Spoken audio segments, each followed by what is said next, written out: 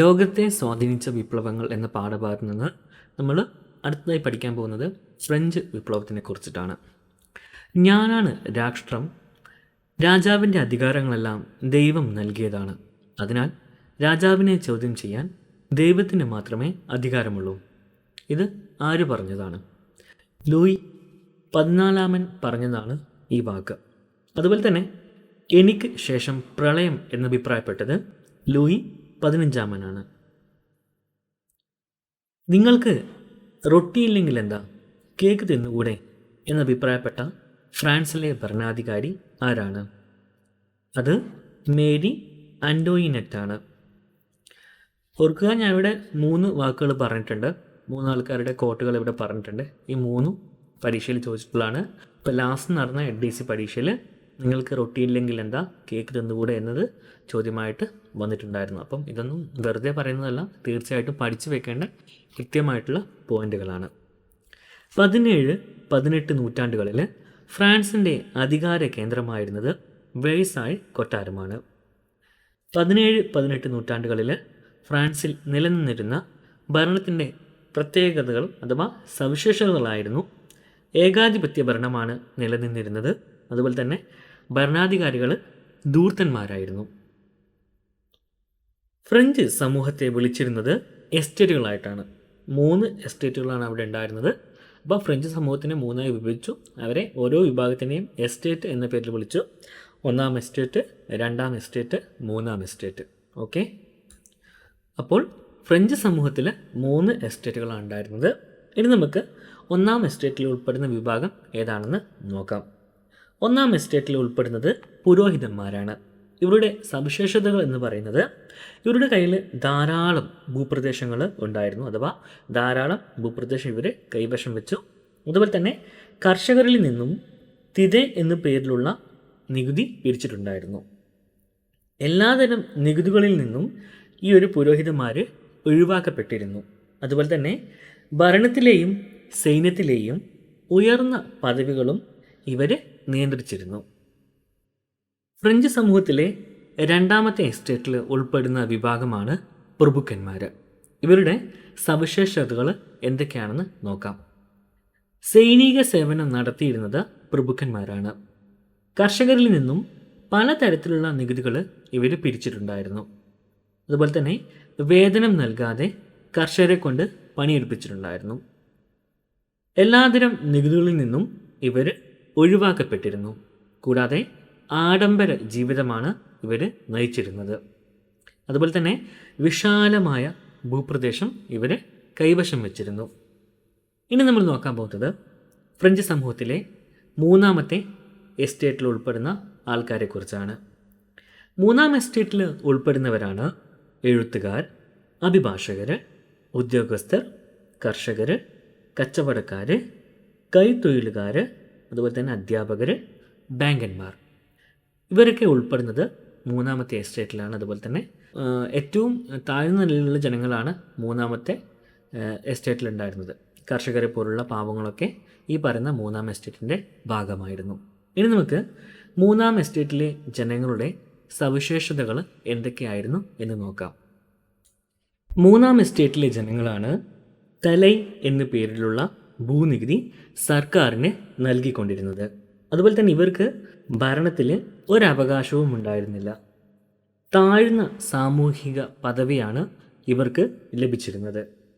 സർക്കാരിനെ കൂടാതെ തന്നെ പ്രഭുക്കന്മാർക്കും പുരോഹിതന്മാർക്കും ഇവർ നികുതി നൽകണമായിരുന്നു. ഈ 3-ാം എസ്റ്റേറ്റിൻ്റെ മറ്റൊരു പ്രത്യേകതയാണ് ഏറ്റവും കൂടുതൽ ജനവിഭാഗങ്ങളുള്ള എസ്റ്റേറ്റാണ് 3-ാം എസ്റ്റേറ്റ്. പുരോഹിതന്മാരുടെ ചൂഷണത്തെ പരിഹസിക്കുകയും യുക്തിചിന്ത, സമത്വം, മനുഷ്യസ്നേഹം എന്നിവ പ്രോത്സാഹിപ്പിക്കുകയും ചെയ്ത ഫ്രാൻസിലെ ചിന്തകനാണ് വോൾട്ടയർ. സ്വതന്ത്രമായി ജനിക്കുന്ന മനുഷ്യൻ എവിടെയും ചങ്ങലയിലാണ് എന്ന് പ്രസ്താവിക്കുകയും ജനങ്ങളാണ് പരമാധികാരിയെന്ന് പ്രഖ്യാപിക്കുകയും ചെയ്ത ഫ്രാൻസിലെ ചിന്തകനാണ് റൂസോ. ജനാധിപത്യത്തെയും റിപ്പബ്ലിക്കിനെയും പ്രോത്സാഹിപ്പിക്കുകയും ഗവൺമെൻറ്റിനെ നിയമനിർമ്മാണം, കാര്യനിർവഹണം, നീതിന്യായം എന്നീ വിഭാഗങ്ങളായി തിരിക്കണമെന്ന് വാദിക്കുകയും ചെയ്ത ഫ്രാൻസിലെ ചിന്തകനാണ് മോണ്ടെസ്ക്യൂ. ഫ്രാൻസിൻ്റെ സാമ്പത്തിക സ്ഥിതി മോശമാകാനുള്ള കാരണങ്ങളാണ്: ഒന്ന്, ഫ്രാൻസിലെ ബൂർബൻ രാജാക്കന്മാർ, പുരോഹിതർ, പ്രഭുക്കന്മാർ തുടങ്ങിയവർ നയിച്ച ആഡംബര ജീവിതം. ധൂർത്ത്, യുദ്ധങ്ങൾ, അതുപോലെ തന്നെ തുടർച്ചയായി വരൾച്ചയും കൃഷിനാശവും. പിന്നെ അമേരിക്കൻ സ്വാതന്ത്ര്യ സമരത്തിൽ കോളനികളെ സമ്പത്തും സൈന്യവും നൽകി ഫ്രാൻസിലെ ഭരണാധികാരികൾ സഹായിച്ചത്. ഇതൊക്കെയാണ് ഫ്രാൻസിൻ്റെ സാമ്പത്തിക സ്ഥിതി മോശമാകാനുള്ള പ്രധാന കാരണങ്ങൾ. ജനങ്ങളുടെ മേൽ പുതിയ നികുതികൾ ചുമത്തുന്നതിനായി ലൂയി 16 ജനപ്രതിനിധി സഭയായ സ്റ്റേറ്റ്സ് ജനറൽ വിളിച്ചു ചേർത്ത വർഷമാണ് 1789. സ്റ്റേറ്റ് ജനറലിലെ എസ്റ്റേറ്റുകളുടെ എണ്ണമാണ് 3. നമ്മൾ നേരത്തെ പറഞ്ഞു, 1-ാം എസ്റ്റേറ്റ്, 2-ാം എസ്റ്റേറ്റ്, 3-ാം എസ്റ്റേറ്റ്. അങ്ങനെ 3 എസ്റ്റേറ്റുകളായിട്ടാണ് ഫ്രാൻസിലെ ജനങ്ങളെ വിഭജിച്ചിരുന്നത്. ഓരോ എസ്റ്റേറ്റിനും ഓരോ വോട്ട് മതിയെന്നും അതല്ലാതെ ഓരോ അംഗത്തിനും ഓരോ വോട്ട് വേണ്ട എന്നും വാദിച്ചത് 1ഉം 2ഉം എസ്റ്റേറ്റുകളാണ്. കാരണം ജനങ്ങളുടെ എണ്ണത്തിൽ ഏറ്റവും കുറവാണ് 1ഉം 2ഉം എസ്റ്റേറ്റുകാർ. 3-ാം എസ്റ്റേറ്റ് ജനങ്ങളുടെ എണ്ണത്തിൽ കൂടുതലായിരുന്നു. അതുപോലെ തന്നെ 3ാമത്തെ എസ്റ്റേറ്റ് അറിയപ്പെട്ടിരുന്ന മറ്റൊരു പേരാണ് കോമൺസ്. കോമൺ ജനങ്ങൾ എന്ന അർത്ഥത്തിലായിരിക്കാം കോമൺസ് എന്ന് അറിയപ്പെട്ടിരുന്നത് 3ാമത്തെ എസ്റ്റേറ്റാണ്. ഇനി നമുക്ക് ഈ ഓരോ എസ്റ്റേറ്റിലും എത്ര ജനങ്ങൾ അഥവാ ഓരോ എസ്റ്റേറ്റിൻ്റെ ഭാഗമായിട്ടുള്ള ജനങ്ങളുടെ അംഗസംഖ്യ എത്രയാണെന്ന് നോക്കാം. 1-ാം എസ്റ്റേറ്റിലുണ്ടായിരുന്ന അംഗസംഖ്യയാണ് 285. 2ാമത്തെ എസ്റ്റേറ്റിന് 308ഉം 3ാമത്തെ എസ്റ്റേറ്റിന് 621 അംഗസംഖ്യ ഉണ്ടായിരുന്നത്. അതായത് ഈ 2 എസ്റ്റേറ്റിനെ ചേർത്താൽ പോലും 3ാമത്തെ എസ്റ്റേറ്റിൻ്റെ അംഗസംഖ്യയോടൊപ്പം വരില്ല. കാരണം 1-ാം എസ്റ്റേറ്റിന് 285ഉം 2ാമത്തെ എസ്റ്റേറ്റിന് 308ഉമാണ് ഉണ്ടായിരുന്നത്. 3ാമത്തെ എസ്റ്റേറ്റിന് മൊത്തം 621 അംഗസംഖ്യ ഉണ്ടായിരുന്നു. വോട്ട് ചെയ്യുന്നതിലെ തർക്കം തുടരവേ തങ്ങളാണ് ഫ്രാൻസിലെ ദേശീയ അസംബ്ലി എന്ന് പ്രഖ്യാപിച്ചത് 3-ാം എസ്റ്റേറ്റുകാരാണ്. 3ാമത്തെ എസ്റ്റേറ്റ് തങ്ങളാണ് ഫ്രാൻസിലെ ദേശീയ അസംബ്ലി എന്ന് പ്രഖ്യാപിക്കുകയും അടുത്തുള്ള ഒരു ടെന്നീസ് കോർട്ടിൽ സമ്മേളിക്കുകയും ഫ്രാൻസിനായി ഒരു ഭരണഘടന തയ്യാറാക്കിയതിനു ശേഷം മാത്രമേ പിരിയുകയുള്ളൂ എന്ന് പ്രതിജ്ഞ ചെയ്യുകയും ചെയ്ത സംഭവം അറിയപ്പെടുന്നത് ടെന്നീസ് കോർട്ട് പ്രതിജ്ഞ എന്നാണ്.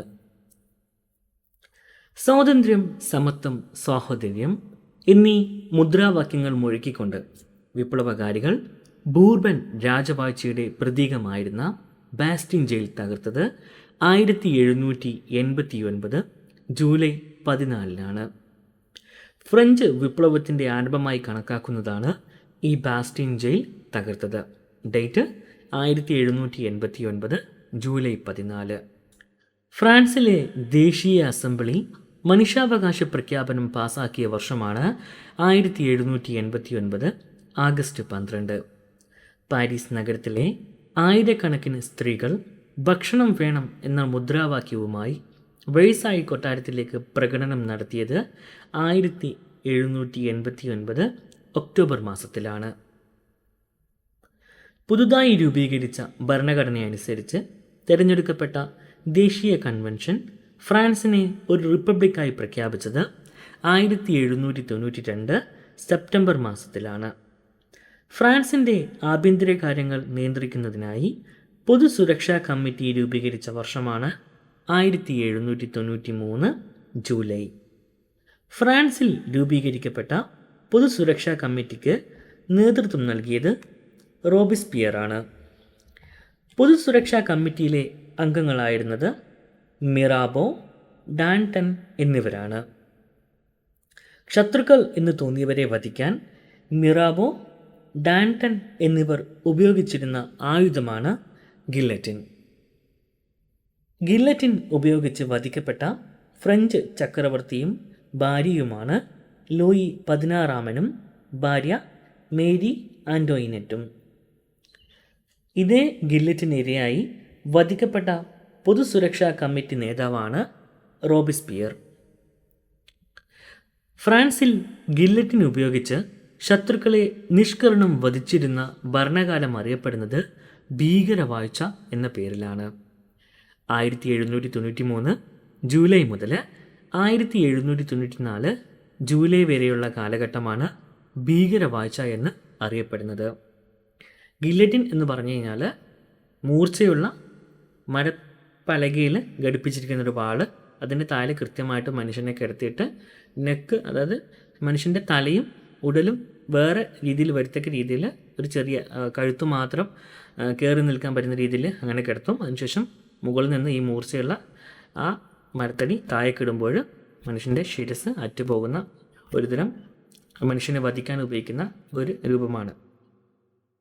ഇത് തൂക്കിക്കൊല്ലുന്നതിനെക്കാട്ടിയും കുറച്ചും കൂടി ഭീകരമായിട്ടുള്ള ഒരു സംഭവമാണ്. ഓക്കെ, നമ്മൾക്ക് ഗില്ലറ്റിൻ എന്ന് സെർച്ച് ചെയ്ത് നമുക്കിത് ഇപ്പോഴും ഗൂഗിളിലൊക്കെ കാണാൻ വേണ്ടി സാധിക്കും. ഫ്രാൻസ് തുമ്മിയാൽ യൂറോപ്പിനാകെ ജലദോഷം പിടിക്കും. ഫ്രഞ്ച് വിപ്ലവത്തിൻ്റെ സ്വാധീനത്തെക്കുറിച്ച് ഇങ്ങനെ അഭിപ്രായപ്പെട്ട ആസ്ട്രിയൻ ഭരണാധികാരിയാണ് മെറ്റെർണിക്. ഫ്രഞ്ച് വിപ്ലവത്തിൻ്റെ സ്വാധീനങ്ങൾ എന്തൊക്കെയാണെന്ന് നോക്കാം. രാജ്യമെന്നാൽ പ്രദേശമല്ല, രാജ്യത്തെ ജനങ്ങളാണെന്ന് പ്രഖ്യാപിച്ചത് ഫ്രഞ്ച് വിപ്ലവമാണ്. സ്വാതന്ത്ര്യം, സമത്വം, സാഹോദര്യം എന്ന ആശയത്തിൻ്റെ പ്രചരണവും ഫ്രഞ്ച് വിപ്ലവമാണ് നടത്തിയത്. ജനകീയ പരമാധികാരം എന്ന ആശയം മനുഷ്യരാശിക്ക് നൽകിയതും ഫ്രഞ്ച് വിപ്ലവമാണ്. യൂറോപ്പിൽ ഫ്യൂഡൽ വ്യവസ്ഥയുടെ അന്ത്യം കുറിക്കുകയും സ്വേച്ഛാധിപത്യ ഭരണകൂടങ്ങൾക്ക് ഭീഷണിയാവുകയും ചെയ്തതും ഫ്രഞ്ച് വിപ്ലവമാണ്. മധ്യവർഗത്തിൻ്റെ വളർച്ചയെ സഹായിച്ചു. അതുപോലെ തന്നെ ദേശീയതയുടെ ആവിർഭാവത്തിന് വഴിയൊരുക്കി. ഇതൊക്കെ ഫ്രഞ്ച് വിപ്ലവത്തിൻ്റെ സവിശേഷതകളാണ്. ഫ്രഞ്ച് വിപ്ലവം സ്വാധീനം ചെലുത്തിയ മൈസൂരിലെ ഭരണാധികാരിയാണ് ടിപ്പു സുൽത്താൻ. ഫ്രഞ്ച് വിപ്ലവത്തിൻ്റെ ഓർമ്മയ്ക്കായി തൻ്റെ തലസ്ഥാനമായ ശ്രീരംഗപട്ടണത്ത് സ്വാതന്ത്ര്യത്തിൻ്റെ മരം നടുകയും ഫ്രഞ്ച് ക്ലബ്ബായ ജാക്കോബിനിൽ അംഗമാകുകയും ചെയ്ത ഇന്ത്യൻ ഭരണാധികാരിയാണ് ടിപ്പു സുൽത്താൻ. ഫ്രഞ്ചുകാരുമായുള്ള സഖ്യത്തെ തുടർന്ന് ടിപ്പു സുൽത്താൻ സ്വീകരിച്ച പേരാണ് പൗരനായ ടിപ്പു.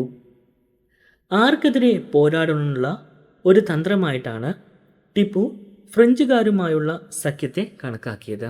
ഇത് സത്യത്തിൽ ബ്രിട്ടീഷുകാരുമായി പോരാടാനുള്ള ഒരു തന്ത്രമായിട്ടാണ് ടിപ്പു ഫ്രഞ്ചുകാരെ ഉപയോഗിച്ചത്. ശത്രുവിൻ്റെ ശത്രു മിത്രം എന്ന് പറയുന്നത് പോലെ പണ്ട് മുതൽക്കേ ബ്രിട്ടീഷുകാരും ഫ്രാൻസുകാരും ഇടയ്ക്കിടയ്ക്കൊക്കെ പരസ്പരം യുദ്ധം ചെയ്യാറുണ്ടായിരുന്നു. ഫ്രാൻസിലെ ദേശീയ അസംബ്ലി തയ്യാറാക്കിയ മനുഷ്യാവകാശ പ്രഖ്യാപനത്തിൽ പ്രതിഫലിക്കുന്ന ആശയങ്ങൾ ആരുടേതാണ്? റൂസോയുടെ ആശയങ്ങളാണ് പ്രധാനമായിട്ടും ഈ മനുഷ്യാവകാശ പ്രഖ്യാപനത്തിൽ ഉള്ളത്. റൂസോയുടെ പ്രശസ്തമായ ഗ്രന്ഥമാണ് സോഷ്യൽ കോൺട്രാക്റ്റ്. ഭരിക്കുന്നവരും ഭരിക്കപ്പെടുന്നവരും തമ്മിലുള്ള സാമൂഹിക ഉടമ്പടിയുടെ ഫലമാണ് ഭരണകൂടം എന്ന് അഭിപ്രായപ്പെട്ടത് റൂസോയാണ്. ഫ്രഞ്ച് വിപ്ലവവുമായി ബന്ധപ്പെട്ട മനുഷ്യാവകാശ പ്രഖ്യാപനങ്ങൾ ഏതൊക്കെയാണെന്ന് നോക്കാം. 1. സ്വാതന്ത്ര്യത്തിനായി ജനിക്കുന്ന മനുഷ്യൻ തുല്യ അവകാശങ്ങളോടെ സ്വതന്ത്രനായി ജീവിക്കുന്നു. 2. എല്ലാ രാഷ്ട്രീയ കൂട്ടായ്മകളുടെയും ലക്ഷ്യം മനുഷ്യൻ്റെ സ്വാഭാവികവും അവിഭാജ്യവുമായ അവകാശങ്ങൾ സംരക്ഷിക്കുക എന്നതാണ്. അവ സ്വാതന്ത്ര്യം, സ്വത്ത് സുരക്ഷിതത്വം, അടിച്ചമർത്തലുകളെ ചെറുക്കൽ എന്നിവയ്ക്കുള്ള അവകാശമാണ്. 3. എല്ലാ പരമാധികാരവും രാഷ്ട്രത്തിൽ കുടികൊള്ളുന്നു. മറ്റുള്ളവർക്ക് ഹാനികരമല്ലാത്ത പ്രവർത്തനങ്ങൾ നടത്താനുള്ള അധികാരമാണ് സ്വാതന്ത്ര്യത്തിലുള്ളത്. 4. സമൂഹത്തിന് ഹാനികരമാകുന്ന പ്രവർത്തനങ്ങളെ വിലക്കുവാനുള്ള അവകാശം മാത്രമേ നിയമത്തിനുള്ളൂ. മഹത്തായ ലക്ഷ്യങ്ങൾക്കായി വിപ്ലവം നടത്തിയ ഫ്രഞ്ച് ജനതയ്ക്ക് കുറച്ചുകാലം ആരുടെ ഏകാധിപത്യ ഭരണത്തിന് കീഴിലാണ് കഴിയേണ്ടി വന്നത്? അതാണ് നെപ്പോളിയൻ ബോണപ്പാർട്ട്. ഫ്രഞ്ച് വിപ്ലവാനന്തരം ബ്രിട്ടൻ്റെ നേതൃത്വത്തിൽ ഫ്രാൻസിനെതിരായി രൂപീകരിക്കപ്പെട്ട യൂറോപ്യൻ സഖ്യത്തെ നേരിട്ട് വിജയം കൈവരിക്കുന്നതിൽ സുപ്രധാന പങ്കുവഹിച്ച വ്യക്തിയാണ് നെപ്പോളിയൻ ബോണപ്പാർട്ട്. നെപ്പോളിയൻ ബോണപ്പാർട്ട് ഫ്രാൻസിൻ്റെ അധികാരം പിടിച്ചെടുത്ത വർഷമാണ് 1799. ഫ്രഞ്ച് വിപ്ലവം മുന്നോട്ട് വച്ച ചില ആശയങ്ങളിൽ നിന്നും ലക്ഷ്യങ്ങളിൽ നിന്നും പ്രചോദനം ഉൾക്കൊണ്ടുകൊണ്ട് നെപ്പോളിയൻ നടപ്പിലാക്കിയ പരിഷ്കാരങ്ങളാണ് താഴെ പറയുന്നവ. 1. കർഷകരെ കൃഷിഭൂമിയുടെ ഉടമകളാക്കി. 2. ഗതാഗത പുരോഗതിക്കായി നിരവധി റോഡുകൾ നിർമ്മിച്ചു. 3. പുരോഹിതന്മാരുടെ മേൽ രാജ്യത്തിൻ്റെ നിയന്ത്രണം ഏർപ്പെടുത്തി. 4.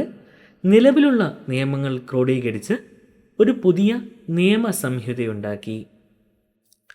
പൊതുകടം ഇല്ലാതാക്കാൻ സിങ്കിങ് ഫണ്ട് എന്ന പേരിൽ ഒരു പ്രത്യേക ഫണ്ട് രൂപീകരിച്ച ഫ്രഞ്ച് ഭരണാധികാരിയാണ് നെപ്പോളിയൻ.